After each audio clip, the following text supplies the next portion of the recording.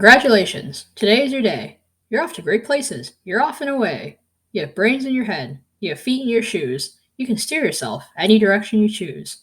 You're on your own, and you know what you know. And you are the guy who'll decide where to go. Sound familiar? This book, called Oh, the Places You'll Go, published by Theodor Dr. Seuss Geisel, was a tribute to graduating high school and college students. Or perhaps you are familiar with big titles such as Cat in the Hat or How the Grinch Stole Christmas. I'm sure that most, if not all of you, had at least a book or two of his lying around in your homes. Dr. Seuss is a creative, influential, and inspiring children's book author. But how did he get to where he was?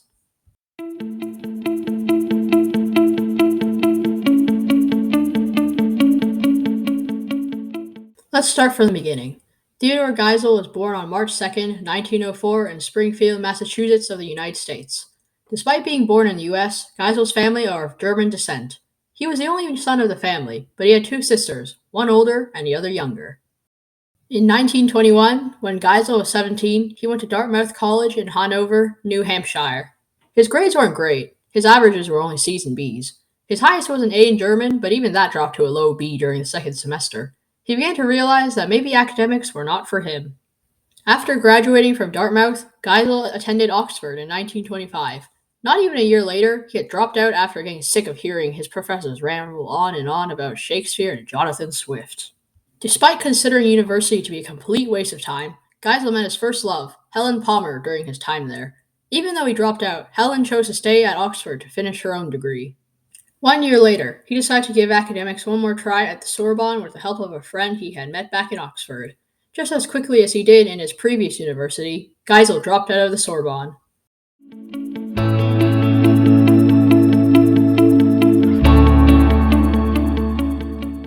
Geisel and Helen got married on November 29, 1927. For Geisel, it was time to find a solid career to settle down for. He worked for a small magazine as an illustrator in New York, but they were going bankrupt due to not being able to compete with other magazines.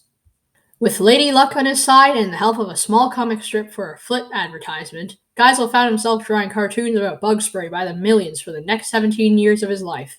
I mean, at least he was financially stable, but at what cost? He noted that the only good thing Adolf Hitler had done for him by starting World War II was that he could finally stop drawing Flit advertisements. Huh.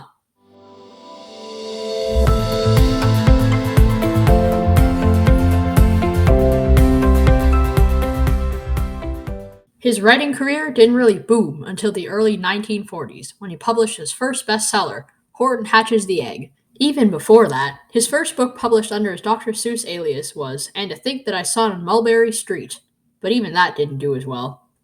Many of you might be wondering, just where did the pen name Dr. Seuss come from?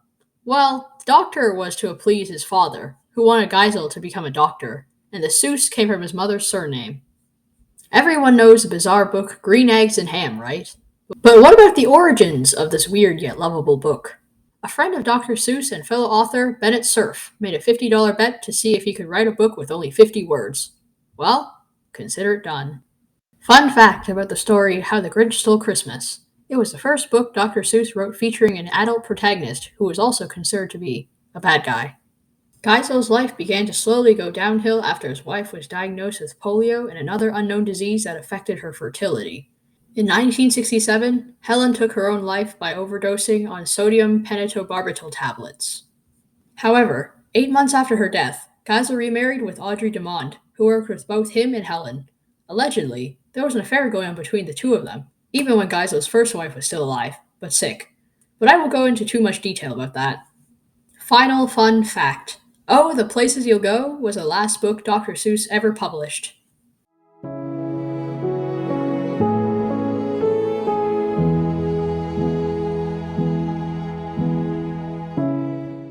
At the ripe old age of 87, Theodor Seuss Geisel died peacefully in his sleep in California, September 24th of 1991.